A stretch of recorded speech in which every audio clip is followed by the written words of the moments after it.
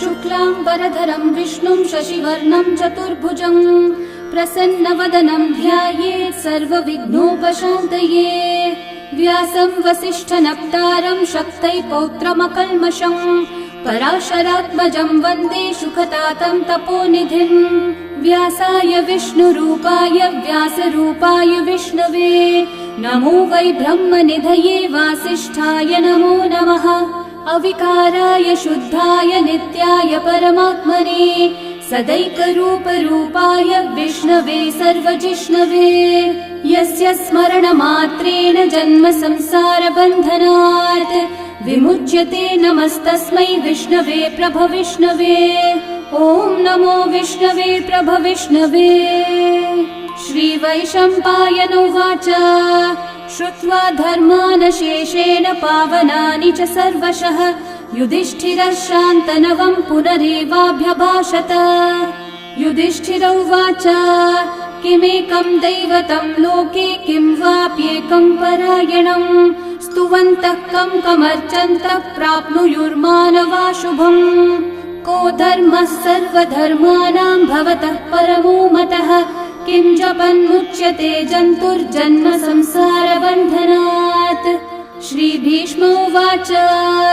जगत्प्रभुं देवदेवम् अनन्तं पुरुषोत्तमं स्तुवन्नाम सहस्रेण पुरुषस्तततोत्थितः तमेव चार्चयन् नित्यं भक्त्या पुरुषम् अव्ययम् ध्यायन् स्तुवन्नमस्यं च यजमानस्तमेव च। अनादिनिधनं विष्णुं सर्वलोकमहेश्वरं लोकाध्यक्षं स्तुवन्नित्यं सर्वदुःखातिगो भवेत्। ब्रह्मण्यं सर्वधर्मज्ञं लोकानां कीर्तिवर्धनं लोकनाथं महद्भूतं सर्वभूतभवोद्भवम्। एष मे सर्वधर्माणां धर्मोऽधिकतमो मतः यद्भक्त्या पुण्डरीकाक्षं स्तवैरर्चैर्नरः सदा। परमं यो महत्तेजः परमं यो महत्तपः परमं यो महद्ब्रह्म परमं यः परायणं। पवित्राणां पवित्रं यो मङ्गलानां च मङ्गलं देवतं देवतानां च भूतानां यो व्ययः पिता यतः सर्वाणि भूतानि भवन्त्यादियुगागमे यस्मिंश्च प्रलयं यान्ति पुनरेव युगक्षये तस्य लोकप्रधानस्य जगन्नाथस्य भूपते विष्णोर्नाम सहस्रं मे शृणु पापभयापहम्। यानि नामानि गौणानि विख्यातानि महात्मनः ऋषिभिः परिगीतानि तानि वक्ष्यामि भूतये।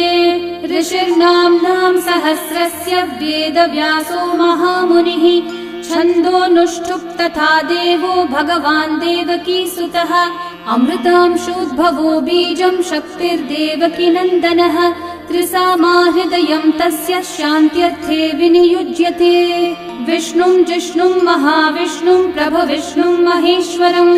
अनेकरूपदैत्यान्तं नमामि पुरुषोत्तमम्। अस्य श्रीविष्णोर्दिव्यसहस्रनामस्तोत्रमहामन्त्रस्य श्रीवेदव्यासो भगवान् ऋषिः अनुष्ठुप्छन्दः श्रीमहाविष्णुः परमात्मा श्रीमन्नारायणो देवता अमृतांशोद्भवो भानुरिति बीजम् देवकी नन्दनः सृष्टेति शक्तिः उद्भवक्षोभणो देव इति परमो मन्त्रः शङ्ख बृन्नन्दकी चक्रीति कीलकम् शार्ङ्गधन्वा गदाधर इति अस्त्रम् रथाङ्गपाणिरक्षोभ्य इति नेत्रम् त्रिसामा सामगः सामेति कवचम् आनन्दं परब्रह्मेति योनिः ऋतुः सुदर्शनः काल इति दिग्बन्धः श्रीविश्वरूप इति ध्यानम् श्रीमहाविष्णुः प्रीत्यर्थे सहस्रनाम जपे विनियोगः।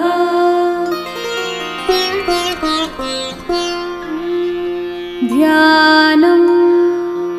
क्षीरोधन्वत्प्रदेशे शुचिमणिविलसत्सैकते मौक्तिकानां माला क्लृप्तासनस्थस्फटिकमणिनिभैर्मौक्तिकैर्मण्डिताङ्गः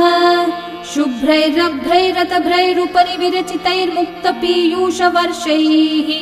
आनन्देन पुनीयादरिनलिनगदा शङ्खपाणिर्मुकुन्दः बुःपादौ यस्य नाभिर्वियदसुरनिलश्चन्द्रसूर्यौ च नेत्रे कर्णावाशाः शिरौद्योर्मुखमपि दहनो यस्य वास्तेयमब्धिः अन्तस्थं यस्य विश्वं सुरनरखगो भोगि गन्धर्वदैत्यैः चित्रं रम्यते त्रिभुवन विपुषं विष्णुमीशं नमामि। ॐ नमो भगवते वासुदेवाय। शान्ताकारं भुजगशयनं पद्मनाभं सुरेशं विश्वाधारं गगनसदृशं मेघवर्णं शुभाङ्गं लक्ष्मीकान्तं कमलनयनं योगिहृद्ध्यानगम्यं वन्दे विष्णुं भवभयहरं सर्वलोकैकनाथम् मेघश्यामं पीतकौशेयवासं श्रीवत्साङ्कं कौस्तुभोद्भासिताङ्गं पुण्योपेतं पुण्डरीकायताक्षं विष्णुं वन्दे सर्वलोकैकनाथम् नमः समस्तभूतानामादिभूताय भूभृते अनेकरूपरूपाय विष्णवे प्रभविष्णवे सशङ्खचक्रं सकिरीटकुण्डलं सपीतवस्त्रं सरसीरुहेक्षणं सहारवक्षस्थलशोभिकौस्तुभं नमामि विष्णुं शिरसा चतुर्भुजम् छायायां पारिजातस्य हेमसिंहासनोपरि आसीनमम्बुदश्याममायताक्षम् अलङ्कृतम् चन्द्राननं चतुर्बाहुं श्रीवत्साङ्कितवक्षसं रुक्मिणी सत्यभामाभ्यां सहितं कृष्णमाश्रये। ॐ विश्वं विष्णुर्वषट्कारो भूतभव्यभवत्प्रभुः भूतकृद्भूतभृद्भावो भूतात्मा भूतभावनः भूतात्मा परमात्मा च मुक्तानां परमागतिः अव्ययः पुरुषः साक्षी क्षेत्रज्ञोऽक्षर एव च योगो योगविदां नेता प्रधानः पुरुषेश्वरः नारसिंहः वपुः श्रीमान् केशवः पुरुषोत्तमः सर्वः शर्वः शिवस्थाणोर्भूतादिर्निधिरव्ययः सम्भवो भावनो भर्ता प्रभवः प्रभुरीश्वरः स्वयंभू शम्भुरादित्यः पुष्कराक्षो महास्वनः अनादिनिधनो धाता विधाता धातुरुत्तमः अप्रमेयो ऋषिकेशः पद्मनाभोऽमरः प्रभुः विश्वकर्मा मनुस्त्वष्टा स्थविष्ठस्थविरो ध्रुवः अग्राह्यः शाश्वतः कृष्णो लोहिताक्षः प्रतर्दनः प्रभुतस्त्रिककुब्धामः पवित्रं मङ्गलं परम् ईशानः प्राणदः प्राणो ज्येष्ठः श्रेष्ठः प्रजापतिः हिरण्यगर्भो भूगर्भो माधवो मधुसूदनः ईश्वरो विक्रमी धन्वी मेधावी विक्रमक्रमः अनुत्तमो दुराधर्षः कृतज्ञः कृतिरात्मवान् सुरेशः शरणं शर्म विश्वरेतः प्रजाभवः अहः संवत्सरो व्याळः प्रत्ययः सर्वदर्शनः अजः सर्वेश्वरः सिद्धिः सिद्धिः सर्वादिरच्युतः वृषा कपिरमेयात्मा सर्वयोगविनिःसृतः वसुर्वसुमना सत्यः समात्मा संमितः समः अमोघः पुण्डरीकाक्षो वृषकर्मा वृषाकृतिः रुद्रो बहुशिरा बभ्रुर्विश्वयोनिः शुचिश्रवाः अमृतः शाश्वतस्थाणोर्वरारोहो महातपाः सर्वगः सर्वविद्भानुः विश्वक्सेनो जनार्दनः वेदो वेदविदव्यङ्गो वेदाङ्गो वेदवित्कविः लोकाध्यक्षः सुराध्यक्षो धर्माध्यक्षः कृताकृतः चतुरात्मा चतुर्व्यूहश्चतुर्दंष्ट्रश्चतुर्भुजः भ्राजिष्णुर्भोजनं भोक्ता सहिष्णुर्जगदादिजः अनघो विजयो जेता विश्वयोनिः पुनर्वसुः उपेन्द्रो वामनः प्रांशुरमोघः शुचिरूर्चितः अतीन्द्रः सङ्ग्रहः सर्गो धृतात्मा नियमो यमः वेद्यो वैद्यः सदा योगी वीरः माधवो मधुः अतीन्द्रियो महामायो महोत्साहो महाबलः महाबुद्धिर्महावीर्यो महाशक्तिर्महाद्युतिः अनिर्देश्य वपुः श्रीमान् अमेयात्मा महाधृतक् महेश्वासो महीभर्ता श्रीनिवासः सतां गतिः अनिरुद्धः सुरानन्दो गोविन्दो गोविदाम्पतिः मरीचिर्दमनोहंसः सुपर्णो भुजगोत्तमः हिरण्यनाभः सुतपः पद्मनाभः प्रजापतिः अमृत्युः सर्वदृक्सिंहः सन्धाता सन्धिमान् स्थिरः अजो दुर्मशनः शास्ता विश्रुतात्मा सुरारिः गुरुर्गुरुतमो धामः सत्यः सत्यः पराक्रमः निमिषो निमिषस्रग्वी वाचस्पतिरुदारधीः अग्रणीर्ग्रामणी श्रीमान् न्यायो नेता समीरणः सहस्रमूर्धा विश्वात्मा सहस्राक्षः सहस्रपात् आवर्तनो निवृत्तात्मा संवृतः सम्प्रमर्दनः अहः संवर्तको वह्निरनिलो धरणीधरः सुप्रसादः प्रसन्नात्मा विश्वदृग्विश्वभुग्विभुः सत्कर्ता सत्कृतः साधुर्जन्मोर्नारायणो नरः असंख्येयो प्रमेयात्मा विशिष्टः शिष्टकृच्छुचिः सिद्धार्थः सिद्धसङ्कल्पः सिद्धिदः सिद्धिसाधनः वृषाही वृषभो विष्णुर्वृषपर्वा वृषोदरः वर्धनो वर्धमानश्च विविक्तः श्रुतिसागरः सुभुजो दुर्धरो वाग्मी महेन्द्रो वसुदो वसुः नैकरूपो बृहद्रूपः क्षिपिविष्टप्रकाशनः ओजस्तेजोद्युतिधरः प्रकाशात्मा प्रतापनः ऋद्धस्पष्टाक्षरो मन्त्रश्चन्द्रांशूर्भास्करद्युतिः अमृतांशूद्भवो भानुः शशबिन्दुः सुरेश्वरः औषधं जगतः सेतुः सत्यधर्मः पराक्रमः भूतभव्यभवन्नाथः पवनः पावनो नलः कामः कामकृत्कान्तः कामः कामप्रदः प्रभुः युगादिकृद्युगावर्तो नैकमायो महाशनः अदृश्यो व्यक्तरूपश्च सहस्रजिदनन्तजित्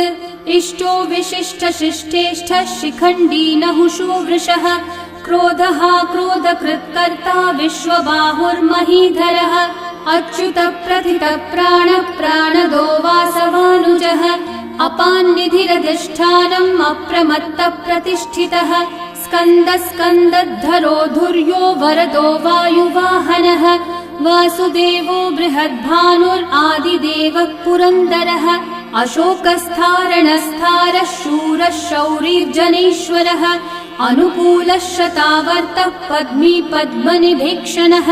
पद्मनाभोरविन्दाक्षः पद्मगर्भः शरीरभृत् महर्धिरिद्धो वृद्धात्मा महाक्षो गरुडध्वजः अतुलः शरभो भीमः समयज्ञो हविर्हरिः सर्वलक्षणलक्षण्यो लक्ष्मीवान् समितिञ्जयः विक्षरो रोहितो मार्गो हेतुर्दामोदरः सहः महीधरो महाभागो वेगवानमिताशनः उद्भवक्षोभणो देवः श्रीगर्भः परमेश्वरः करणं कारणं कर्ता विकर्ता गहनो गुहः व्यवसायो व्यवस्थानः संस्थानस्थानदो ध्रुवः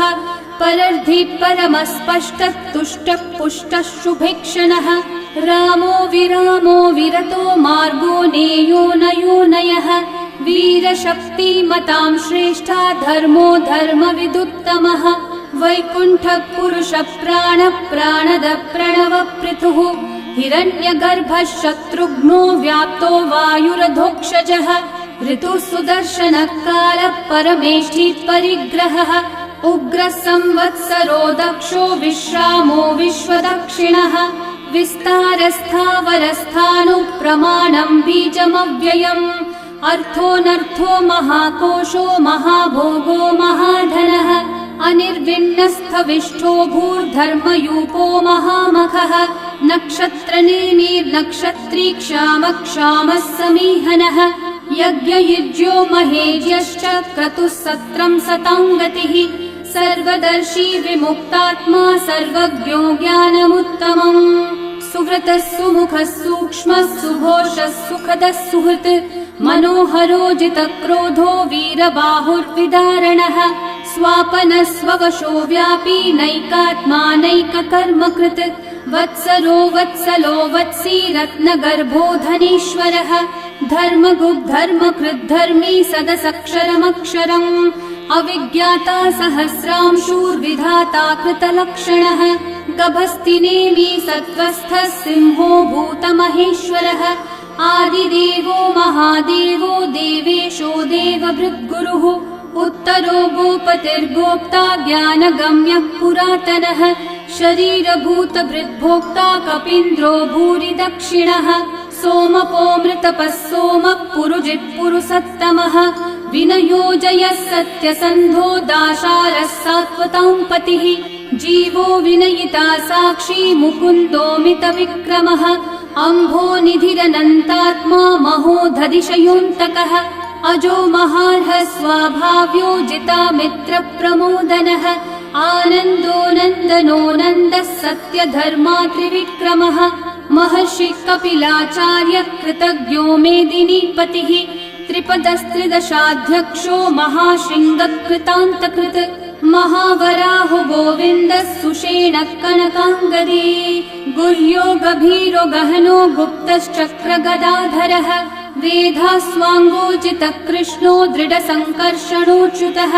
वरुणो वारुणो वृक्षः पुष्कराक्षो महामनाः भगवान् भगहानन्दी वनमाली हलायुधः आदित्यो ज्योतिरादित्यः सहिष्णुर्गतिसत्तमः सुधन्वाखण्ड परशुर्दारुणो द्रविणप्रदः दिवस्पृक् सर्वदृग्व्यासो वाचस्पतिरयो निजः त्रिसामासामगः सामन्निर्वाणं भेषजम्भिषक् सन्न्यासकृच्छमः शान्तो निष्ठा शान्तिपरायणम् शुभाङ्गः शान्तिदः सृष्टा कुमुदः कुवलेशयः गोहितो गोपतिर्गोप्ता वृषभाक्षो वृषप्रियः अनिवर्ती निवृत्तात्मा संक्षेप्ताक्षेमकृच्छिवः श्रीवत्सवक्षा श्रीवास श्रीपति श्रीमतांवरः श्रीधर श्रीश श्रीनिवास श्रीनिधि श्रीविभावनः श्रीधर श्रीकर श्रेय श्रीमान् लोकत्रयाश्रयः स्वक्षस्वङ्गः शतानन्दो नन्दिर्ज्योतिर्गणेश्वरः विजितात्मा विधेयात्मा सत्कीर्तिश्चिन्न संशयः उदीर्णः सर्वतश्चक्षुरनीशः शाश्वतस्थिरः भूषयो भूषणो भूतिर्विशोकः शोकनाशनः अर्चिष्मान् अर्चितः कुम्भो विशुद्धात्मा विशोधनः अनिरुद्धो प्रतिरथः प्रद्युम्नोमितविक्रमः कालनेमी निहावीरः शौरी शूरजनेश्वरः त्रिलोकात्मा त्रिलोकेशः केशवः केशिहा हरिः कामदेवः कामपालः कामी कान्तः कृतागमः अनिर्देश्य वपुर्विष्णु वीरोऽनन्तो धनञ्जयः ब्रह्मण्यो ब्रह्मकृद् ब्रह्मा ब्रह्म ब्रह्म विवर्धनः ब्रह्मविद् ब्राह्मणो ब्रह्मी ब्रह्मज्ञो ब्राह्मणप्रियः महाकर्मो महाकर्मा महातेजा महोरगः महाक्रतुर्महायज्वा महायज्ञो महाहविः स्तव्यस्तव प्रियस्तोत्रम् स्तुतिस्तोतारणप्रियः पूर्णः पूरयिता पुण्यः पुण्यकीर्तिरणामयः मनोजवस्तीर्थकरो वसुरेता वसुप्रदः वसुप्रदो वासुदेवो वसुर्वसुमनाहविः सद्गति सत्कृति सत्ता सद्भूति सत्परायणः शूरसेनो यदुश्रेष्ठः सन्निवासः सुयामुनः भूता वासो वासुदेवः सर्वासु निलयो नलः दर्पः दर्पदो दृप्तो दुर्धरोऽथा पराजितः विश्वमूर्तिर्महामूर्तिर्दीप्तमूर्तिरमूर्तिमान् अनेकमूर्तिरव्यक्तः शतमूर्तिशताननः एकोनैकः स वः किं यतत्पदमनुत्तमम् लोकबन्धुर्लोकनाथो माधवो भक्तवत्सलः सुवर्णवर्णो हेमाङ्गो वराङ्गश्चन्दनाङ्गदे वीरः विषमः शून्यो घृताशीरशलश्चलः अमानी मानदो मान्यो लोकस्वामी त्रिलोकधृक् सुमेधामेधजो धन्यः सत्यमेधाधराधरः तेजो वृषो द्युतिधरः सर्वशस्त्रभृताम्बरः प्रग्रहो निग्रहो व्यग्रो नैकः शृङ्गो गदाग्रजः चतुर्मूर्तिश्चतुर्बाहुश्चतुर्व्यूहश्चतुर्गतिः चतुरात्मा चतुर्भावश्चतुर्वेदविदेकपात् समावर्तो निर्वृत्तात्मा दुर्जयो दुरतिक्रमः दुर्लभो दुर्गमो दुर्गो दुरावासो दुरारिहा शुभाङ्गो लोकसारङ्गः सुतन्तुस्तन्तुवर्धनः इन्द्रकर्मा महाकर्मा कृतकर्मा कृतागमः उद्भवः सुन्दर सुन्दो रत्ननाभः सुलोचनः अर्को वाजस्सनः शृङ्गी जयन्तः सर्वविजयी सुवर्णबिन्दुरक्षोभ्यः सर्ववागीश्वरेश्वरः महाहृदो महाकर्तो महाभूतो महानिधिः कुमुदः कुन्दरः कुन्दः पर्जन्यः पावनो निलः अमृताशोऽमृतवपुः सर्वज्ञः सर्वतोमुखः सुलभः सुव्रतः सिद्धः शत्रुजिच्छत्रुतापनः न्यग्रोधोदम्बरोऽश्वत्थश्चाणूरान्ध्रनिषूदनः सहस्रार्ची सप्तजिह्वा सप्तैधा सप्तवाहनः अमूर्तिरनघोचिन्त्यो भयकृद्भयनाशनः अनुर्बृहत्कृशस्थूलो गुणवृन्निर्गुणो महान् अधृतस्वधृतस्वास्य प्राग्वंशो वंशवर्धनः भारभृत्कथितो योगी योगीशः सर्वकामदः आश्रमश्रमणश्रामः सुपर्णो वायुवाहनः धनुर्धरो धनुर्वेदो दण्डो दमयिता दमः अपराजितः सर्वसहो नियन्ता नियमो यमः सत्त्ववान् सात्विकः सत्यः सत्यधर्मपरायणः अभिप्रायप्रियार्होर्हः प्रियकृत्प्रीतिवर्धनः विहाय स गतिर्ज्योतिः सुरचिर्हुतभुक् विभुः रविर्विरोचनः सूर्यः सविता रविलोचनः अनन्तो हुतभुग्भोक्ता सुखदो नैकजोऽग्रजः अनिर्विण्णः सदा मर्षि लोकाधिष्ठानमद्भुतः सनातनतमः कपिलः कपिरव्ययः स्वस्ति स्वस्ति कृत् स्वस्ति स्वस्ति भुक् स्वस्ति दक्षिणः अरौद्रः कुण्डली चक्री विक्रम यूर्जित शासनः शब्दातिगः शब्दसः शिशिरः शर्वरीकरः अक्रूरः पेशलो दक्षो दक्षिणक्षमिनाम्बरः विद्वत्तमो वीतभयः पुण्यश्रवणकीर्तनः उत्तारणो दुष्कृतिः पुण्यो दुःस्वप्ननाशनः वीरः रक्षणः सन्तो जीवनः पर्यवस्थितः अनन्तरूपोऽनन्तश्रीर्जितमन्युर्भयापहः चतुर्रश्रो गभीरात्मा विदिशो व्यादिशो दिशः अनादिर्भूर्भुवो लक्ष्मी सुवीरो रुचिराङ्गदः जननो जनजन्मादि भीमो भीमपराक्रमः आधारनिलयो धाता पुष्पहास प्रजागरः ऊर्ध्वगः सत्पथाचारः प्राणदः प्रणवप्पणः प्रमाणं प्राणनिलयं प्राणभृत् प्राणजीवनः तत्त्वं तत्त्वविदेकात्मा जन्म मृत्युजरातिगः भूर्भुवः स्वस्तरुस्तारः सविता प्रपितामहः यज्ञो यज्ञपतिर्यज्वा यज्ञाङ्गो यज्ञवाहनः यज्ञभृद्यज्ञकृद्यज्ञी यज्ञभुग्यज्ञसाधनः यज्ञातकृद्यज्ञगुह्यामन्नमन्नादयेव च आत्मयोनिः स्वयं जातो वैखानः सामगायनः देवकीनन्दनः सृष्टा शितीशः पापनाशनः शङ्खबृन्नन्दकी चक्री शार्ङ्गधन्वा गदाधरः रथाङ्गपाणिरक्षोभ्यः सर्वप्रहरणायुधः सर्वप्रहरणायुध ॐ नम इति वनमाली गदी शार्ङ्गी शङ्खी चक्री च नन्दकी श्रीमान्नारायणो विष्णुर्वासुदेवोऽभिरक्षतु वनमाली गदी शार्ङ्गी शङ्खी चक्री च नन्दकी श्रीमान्नारायणो विष्णुर्वासुदेवोऽभिरक्षतु वनमाली गदी शार्ङ्गी शङ्खी चक्री च नन्दकी श्रीमान्नारायणो विष्णुर्वासुदेवोऽभिरक्षतु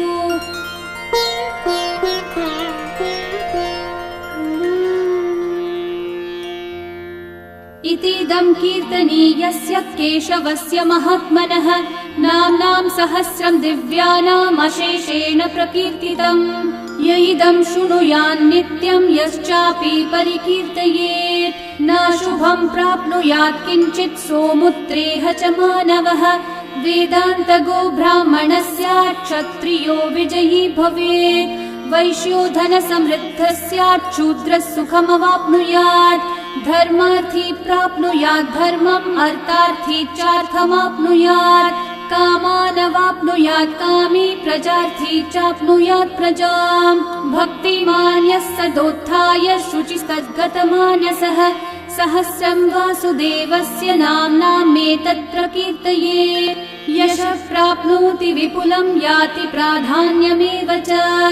अचलां श्रियमाप्नोति श्रेय प्राप्नोत्यनुत्तमम्।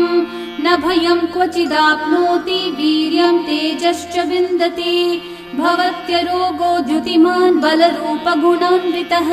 रोगार्तो मुच्यते रोगात् बद्धो मुच्येत बन्धनात् भयान् मुच्येत भीतस्थो मुच्येतापन्न आपदः दुर्गान्यतितरत्याशु पुरुषः पुरुषोत्तमम् स्तुवन्नाम सहस्रेण नित्यं भक्ति समन्वितः वासुदेवाश्रयो मर्त्यो वासुदेवपरायणः सर्वपाप विशुद्धात्मा याति ब्रह्म सनातनम्। न वासुदेव भक्तानामशुभं विद्यते क्वचित् जन्म मृत्यु जरा व्याधि भयं नैवोपजायते।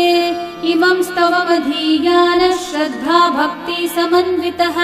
युज्येतात्मसुखः शान्ति श्रीधृति स्मृति कीर्तिभिः। न क्रोधो न च मात्सर्यं न लोभो नाशुभा मतिः भवन्ति कृतपुण्यानां भक्तानां पुरुषोत्तमे। द्यौस चन्द्रार्कनक्षत्राखं दिशो भूर्महो दधिः वासुदेवस्य वीर्येण विदतानि महात्मनः ससुरासुरगन्धर्वं स यक्षोरगराक्षसम् जगद्वशे वर्ततेदं कृष्णस्य सचराचरम्। इन्द्रियाणि मनोबुद्धिः सत्त्वं तेजो बलं द्युतिः वासुदेवात्मकन्याहुः क्षेत्रं क्षेत्रज्ञ एव च सर्वागमानामाचार प्रथमं परिकल्पते आचार प्रभवो धर्मो धर्मस्य प्रभुरच्युतः ऋषयः पितरो देवा महाभूतानि धातवः जङ्गमा जङ्गमं चेदं जगन्नारायणोद्भवम् योगो ज्ञानं तथा साङ्ख्यं विद्या शिल्पादिकर्म च वेदाः शास्त्राणि विज्ञानमेतत् सर्वं जनार्दनात्। एको विष्णुर्महद्भूतं पृथक् भूतान्यनेकशः त्रीन् लोकान् व्याप्य भूतात्मा भुङ्क्ते विश्वभुगव्ययः। इमं स्तवं भगवतो विष्णोर्व्यासेन कीर्तितम् पठेद्य इच्छेत् पुरुषः श्रेयः प्राप्तुं सुखानि च। विश्वेश्वरमजं देवं जगतः प्रभुमव्ययम् भजन्ति ये पुष्कराक्षं न ते यान्ति पराभवम् न ते यान्ति पराभवम्। ॐ नमः इति। अर्जुनोवाच पद्मपत्र विशालाक्ष पद्मनाभः सुरोत्तम भक्तानामनुरक्तानां त्राता भव जनार्दन। श्रीभगवानुवाच यो मां नाम सहस्रेण स्तोतुमिच्छति पाण्डव सोऽहमेकेन श्लोकेन स्तुतयेव न संशयः स्तुतयेव न संशय। ॐ नमः इति। व्यास उवाच वासनाद् वासुदेवस्य वासितं भुवनत्रयम् सर्वभूतनिवासोऽसि वासुदेव नमोऽस्तुते। श्रीवासुदेव नमोऽस्तुत। ॐ नमः इति। पार्वती उवाच केनोपायेन लघुना विष्णोर्नाम सहस्रकम् पठ्यते पण्डितेर्नित्यं श्रोतुमिच्छाम्यहं प्रभो। ईश्वरोवाच श्रीराम राम रामेति रमे रामे मनोरमे सहस्रनाम तत्तुल्यं राम नाम वरानने। श्रीराम राम रामेति रमे रामे मनोरमे सहस्रनाम तत्तुल्यं राम नाम वरानने। श्रीराम राम रामेति रमे रामे मनोरमे सहस्रनाम तत्तुल्यं रामनाम वरानने श्रीरामनाम वरानन ॐ नम इति ब्रह्म उवाच नमोऽस्त्वनन्ताय सहस्रमूर्तये सहस्रपादाक्षि शिरोरुबाहवे सहस्रनाम्ने पुरुषाय शाश्वते सहस्रकोटियुगधारिणे नमः सहस्रकोटियुगधारिण ॐ नम इति सञ्जय उवाच यत्र योगेश्वर कृष्णो यत्र पार्थो धनुर्धरः तत्र श्रीर्विजयो भूतिर्ध्रुवा नीतिर्मतिर्मम श्रीभगवानुवाच अनन्याश्चिन्तयन्तो मा ये जनाः पर्युपासते तेषां नित्याभियुक्तानां योगक्षेमं वहाम्यहम् परित्राणाय साधूनां विनाशाय च दुष्कृतां धर्म संस्थापनार्थाय सम्भवामि युगे युगे आर्ता विषण्णा शिथिलाश्च भीता घोरेषु च व्याधिषु वर्तमानाः संकीर्त्य नारायण शब्दमात्रं विमुक्तदुःखा सुखिनो भवन्तु कायेन वाचा मनसैन्द्रियैर्वा बुद्ध्यात्मना वा प्रकृते स्वभावात् करोमि यद्यत् सकलं परस्मै नारायणायेति समर्पयामि। श्री विष्णु सहस्रनाम स्तोत्रम् सम्पूर्णम्।